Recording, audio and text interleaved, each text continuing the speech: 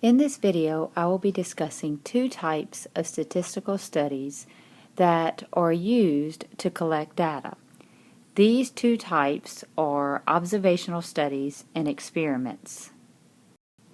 You know at this point that statistics is concerned with the collection and analysis of data, and there are several different types of statistical studies that are used to collect data. In this video, I'm going to take another look at surveys and also experimental studies and observational studies.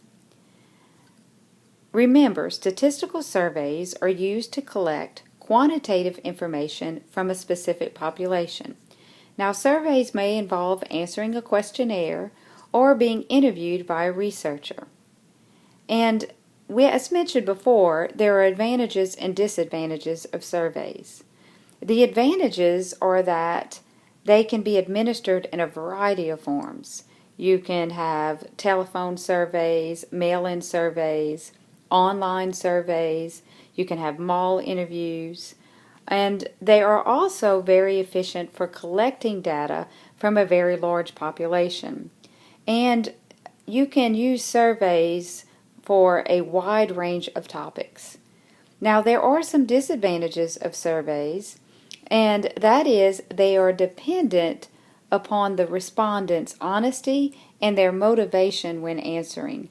And they definitely can be flawed by those who don't respond. And they also can sometimes possess questions or answer choices that may be interpreted differently by different people who respond.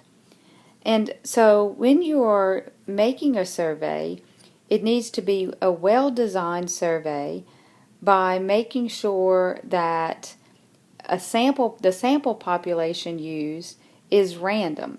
And for a sample population to be considered random, the probability of selecting the sample is the same as the probability of selecting every other sample.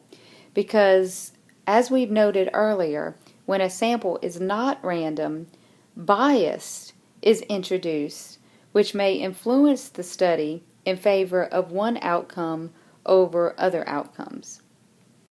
The second type of statistical studies that are used to collect data are experimental studies. In an experimental study, the researcher takes measurements or surveys the sample population. The researcher then manipulates the sample population in some manner. After the manipulation, the researcher remeasures or resurveys using the same procedures to determine if the manipulation possibly changed the measurements. During a controlled experiment, the researcher will separate the sample population into groups, with one group established as the control group. All groups will be manipulated in some manner except for the control group, which will remain the same. Now, an observational study is another type of statistical study that is used to collect data. And in an observational study, the sample population being studied is measured or surveyed as it is. The researcher does not influence the population in any way or attempt to intervene in the study. There is no experimental manipulation. Instead, data is simply gathered and correlations are investigated. So, both studies involve some type of observation, but the fundamental difference is that an experiment requires you to observe what happens when you make some sort of change.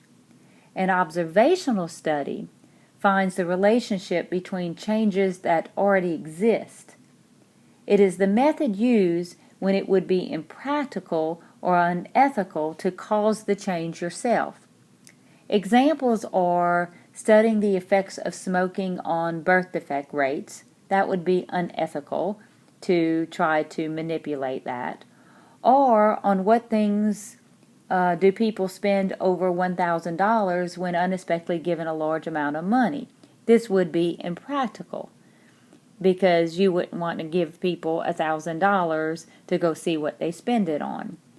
So So an experimental study, there's some type of manipulation made by the researcher, and then you study the cause and effect relationship of that manipulation.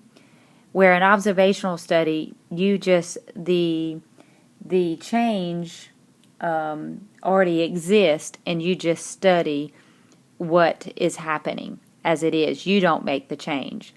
And I gave an example of each. An example of an experimental study. Say a group of students is interested in knowing if the number of times they can sink a basketball is related to the color of the basketball. The students shoot a series of baskets and record their success using a regulation colored basketball. Then they switch to a blue colored basketball and shoot the same series of baskets. A statistical analysis is performed. So the change being made was they went from the regulation colored basketball, and then they have the blue colored basketball. All right, an example of an observational study. A group of students is interested in knowing if there is a correlation between attending an SAT prep class and scores achieved on the SAT examination. The students use a survey to collect their data from both students who took an SAT prep class and those that did not take an SAT prep class, and a statistical analysis is performed.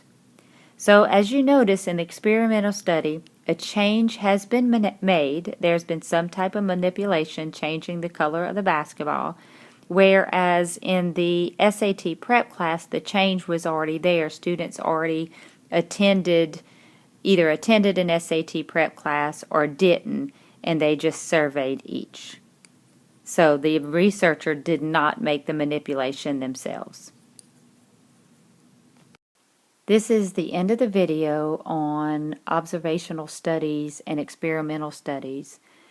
Now, notice this video also covered surveys again, because I wanted to talk about the 3 most popular statistical studies that are used to collect data, which were surveys, observational studies, and experimental studies.